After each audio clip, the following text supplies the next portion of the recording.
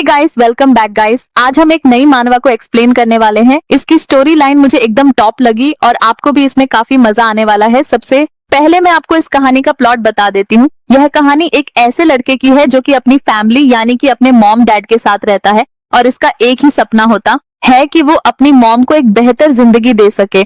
लेकिन ये लोग काफी गरीब होते हैं और इसकी माँ हमेशा बीमार रहती है। अब हमारे एमसी के पास इतने पैसे नहीं होते कि वो अपनी मॉम को ठीक करा सके। उसके बाद फिर अचानक एक दिन उसके डैड का भी बहुत बड़ा एक्सीडेंट हो जाता है और उन्हें बचाने के लिए हॉस्पिटल का बहुत ज्यादा खर्चा आता है जो कि हमारे मेन कैरेक्टर के पास होता नहीं है। अब वह अपने पिता की जान बचाने के लिए और अपनी माँ को एक बेहतर जिंदगी देने के लिए ऐसा क्या करेगा वो हम इस कहानी में जानेंगे। तो बिना देरी किए इसके फर्स्ट एपिसोड को शुरू करते हैं। कहानी की शुरुआत में हमें एक फैमिली को दिखाया जाता है जो कि काफी बुरी हालत में होते हैं। कोई आदमी उन्हें बहुत ही बेरहमी से मार रहा होता है क्योंकि उस फैमिली ने उस आदमी से कुछ पैसे उधार लिए होते हैं जिन्हें वह टाइम पे चुका नहीं पाते, इसलिए वह बंदा अपनी गैंग को साथ लेकर इन्हें मार रहा होता है। अब इतने सारे लोगों को एक साथ देखकर जो लेडी होती है वो डर के मारे अपने बेटे को मैसेज करने लगती है जिसमें वो उसे बोलती है, तुम जहां पर भी हो वहीं पर रहना, किसी भी हालत में तुम घर मत आना। जैसे ही वह मैसेज लिखती है वो बंदा जो उन्हें पीट रहा था वो उसके हाथ से फोन छीन लेता है जिसमें वो उस मैसेज को देखता है और एक इविल स्माइल देता है और उसके बाद वो उन्हें बोलता है, लगता है तुम्हारा बेटा भी घर आ रहा है, अब उसकी हालत तुम लोगों से बदतर होगी। यह सुनकर उसकी माँ जो होती है वह काफी ज्यादा घबरा जाती है और वो रो रो कर उस आदमी से दया की भीख मांगने लगती है क्योंकि वह अपने बेटे से बहुत ही ज्यादा प्यार करती है। लेकिन वह आदमी उनकी एक नहीं सुनता और उन्हें रस्सी से एक कोने में बांध के रख देता है। अब ये सब चल ही रहा होता है, इतने में जो हमारा मेन प्रोटेगनेट्स होता है यानी कि इनका बेटा वो बाहर दरवाजे पर नॉक करता है जिसे सुनकर उसकी माँ काफी ज्यादा रोने लगती है क्योंकि वह अपने बेटे को किसी भी मुसीबत में नहीं देखना चाहती थी।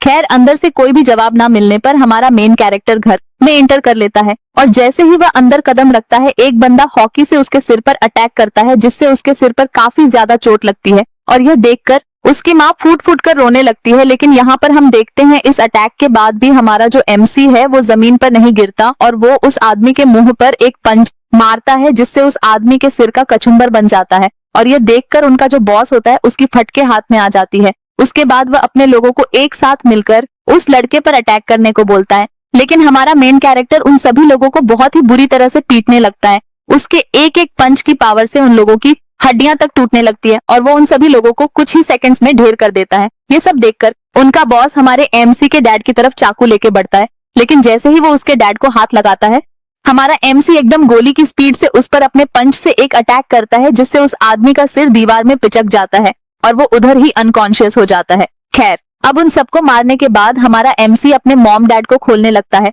और वो अपने डैड से बोलता है, अगर हम इतने गरीब नहीं होते तो शायद आज हमें ये सब नहीं देखना पड़ता, और ऐसा बोलकर हमारा हीरो भी बेहोश हो जाता है।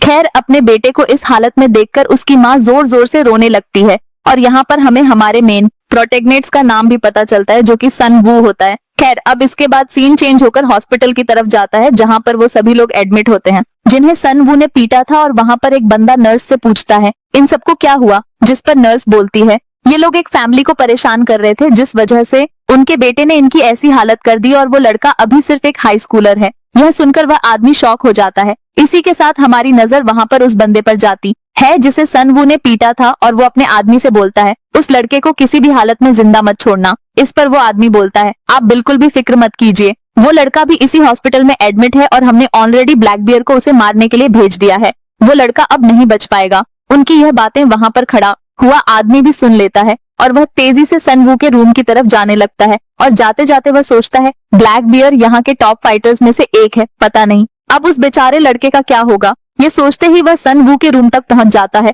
और वहां पर वो देखता है ब्लैक बियर सन वू के सामने खड़ा होता है और सन वू भी जख्मी हालत में उसके सामने खड़ा हो जाता है। उसके बाद ब्लैक बियर सन वू को बोलता है, बच्चे आज तुम्हारी किस्मत खराब है क्योंकि तुमने गलत आदमी से पंगा ले लिया, अब अपनी हालत के लिए मुझे ब्लेम मत करना।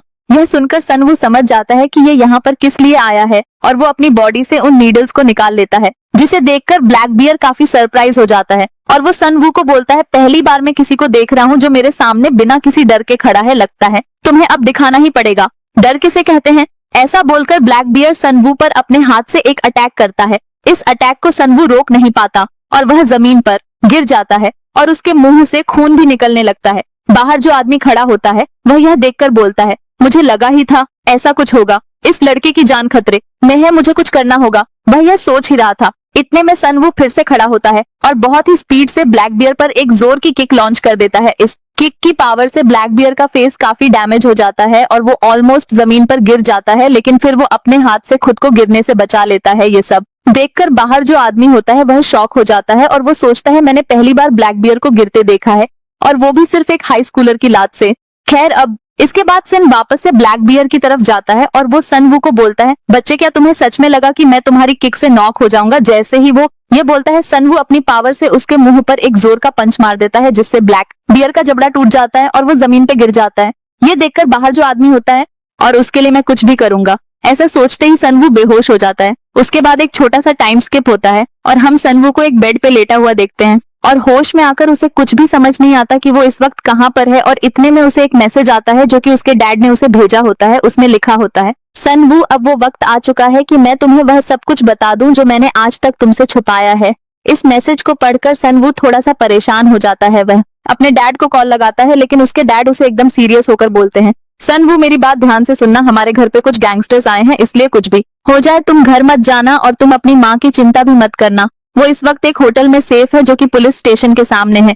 तुम बस अपनी जगह से हिलना मत। और एक आखिरी बात मुझे तुमसे बोलनी थी मेरे बेटे, मैं तुमसे बहुत ही ज्यादा प्यार करता हूँ। ऐसा बोलकर सनवू के डैड कॉल रख देते हैं। ये सुनकर सनवू एकदम से ब्लैंक हो जाता है। उसे ऐसा लगने लगता है कि जिन गैंगस्टर्स को उसने पीटा था वही लोग ये सब कर रहे हैं। वो खुद को इसका जिम्मेदार मानने लगता है। इसके बाद वह सोचता है मुझे सबसे पहले अपनी मॉम को ढूंढना होगा। और जैसे ही वह बाहर की तरफ जाने लगता है, उसे फिर से कॉल आता है, जो कि और कोई नहीं बल्कि उसके डैड होते हैं। लेकिन सनवू जब कॉल पिक करता है तो वहां से किसी और आदमी की आवाज आती है, जिसे सुनकर सनवू थोड़ा सा चौंक जाता है और वह आदमी उससे बोलता है, आपके लिए एक बुरी खबर है, आपके पिता का एक बहुत ही बड़ा एक्सीडेंट हो चुका है और इस वक्त उनकी हालत काफी ज्यादा खराब है, आप जल्दी से हॉस्पिटल पहुंचे। यह सुनकर सनवू को बहुत ही बड़ा झटका लगता है और वह तेजी से हॉस्पिटल की तरफ भागने लगता है। जैसे ही वह हॉस्पिटल पहुंचता है, वह देखता है उसके डैड की पूरी बॉडी पर पट्टी बंधी होती है और उनकी सारी हड्डियां भी टूट चुकी थी। अपने पिता को इस हालत में देखकर सनवू का दिमाग खाली हो जाता है और दूसरी तरफ डॉक्टर उससे बोलता है, तुम्हारे पिता इस वक्त एक क्रिटिकल कंडीशन में है और इनके इलाज में 10 करोड़ से भी ज्यादा खर्च आएगा, तो आप जल्दी से पैसे जमा करवाइए ताकि हम इनका इलाज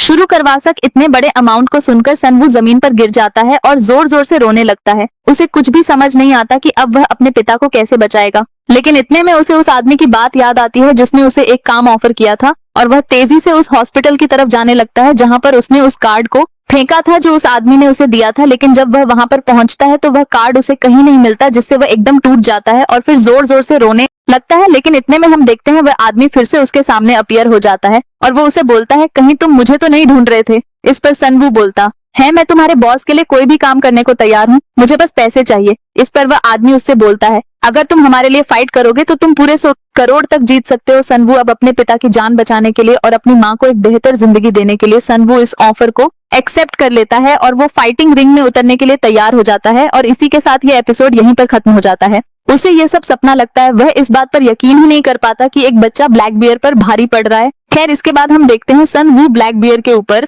आकर उस पर बहुत सारे पंच लॉन्च करने लगता है, लेकिन यहाँ पर ब्लैक बियर उसे लॉक कर लेता है और ये टेक्निक ब्लैक बियर का सिग्नेचर मूव होता है जिसका नाम बोन क्रशर होता है। उस टेक्निक को देखकर बाहर जो आदमी होता है वो सनवू को बचाने के लिए अंदर आ जाता है, लेकिन अंदर आने के बाद वो नोटिस करता है कि ब्लैक बियर सनवू की हड्डियां नहीं तोड़ पा रहा था। ब्लैक बियर अपनी पूरी ताकत लगा देता है, लेकिन फिर भी वो सनवू का कुछ नहीं बिगाड़ पाता और अब खुद को उससे छुड़ाने के लिए सनवू अपने सिर से ब्लैक बियर को एक हेड मार देता है। इस अटैक में इतनी पावर होती है जिससे ब्लैक बियर एकदम से अनकॉन्शियस हो जाता है और उसका सिर पूरी तरह से डैमेज हो जाता है। खैर, इसके बाद वो आदमी सनवू को रोक लेता है और वो उसे बोलता है, ये अब नहीं उठेगा क्योंकि ये बेहोश हो चुका है, तुम थोड़ा सा शांत हो जाओ। ये बोलने के बाद वो आदमी कुछ लोगों को कॉल करके बुलाता है और वो लोग ब्लैक बियर को वहां से ले जाते हैं। इसके बाद सनवू उस आदमी से पूछता है, आखिर तुम हो कौन? जिस पर वह आदमी बोलता है, मैं चाहता हूँ तुम मेरे बॉस के लिए काम करो, तुम्हें हमारे लिए बस फाइट करनी होगी और बदले में मैं तुम्हें वह सब कुछ दे दूंगा जो भी तुम चाहोगे। इसी के साथ वो सनवू को अपना कार्ड देता है, लेकिन सनवू यहाँ पर उस ऑफर को ठुकरा देता है और वो उसे बोलता है, किसी का खून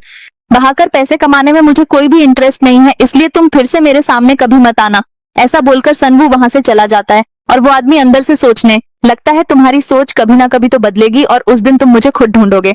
खैर, अब इसके बाद सीन चेंज होता है और हम सनवू को देखते हैं जो कि वॉशरूम में मुंह धो रहा होता है। उसने अपनी माँ से एक प्रॉमिस किया था कि वो कभी भी अपनी लाइफ में फाइट नहीं करेगा, लेकिन आज वो प्रॉमिस टूट जाता है, जिस वजह से सनवू काफी ज्यादा फ्रस्ट्रेटेड होता है और इतने में कोई वॉशरूम का दरवाजा खोलता है, जो कि और कोई नहीं बल्कि उसके डैड होते हैं। और वो उससे पूछते हैं तुम इस हालत में कहाँ जा रहे हो। इस पर सन वू को काफी गुस्सा आ जाता है और वह अपने डैड से बोलता है इस हालत के जिम्मेदार आप हैं, आज हम जिस भी मुसीबत में हैं वह सब आपकी वजह से है। दरअसल सन वू के डैड पहले एक बॉक्सिंग चैंपियन हुआ करते थे और उन्हें काफी सारे ऑफर्स भी मिले थे, लेकिन फिर वह किसी कारण से बॉक्सिंग छोड़ देते हैं, जिस वजह से फिर उनकी फाइनेंशियल कंडीशन काफी ज्यादा बिगड़ जाती है। और दूसरी तरफ सन वू की माँ भी बीमार पड़ जाती है, जिसके इलाज में काफी खर्चा आता है, जो कि सन वू के डैड उठा नहीं पाते। इसलिए सन वू अपने डैड से काफी नफरत करने लगता है। वो उन्हें हर बार पूछता है आखिर ऐसा क्या रीजन था कि आपने बॉक्सिंग छोड़कर दी, लेकिन उसके हेड उसे कुछ नहीं बताते हैं, जिससे सन वू की नफरत अपने डैड के लिए और भी ज्यादा बढ़ जाती है।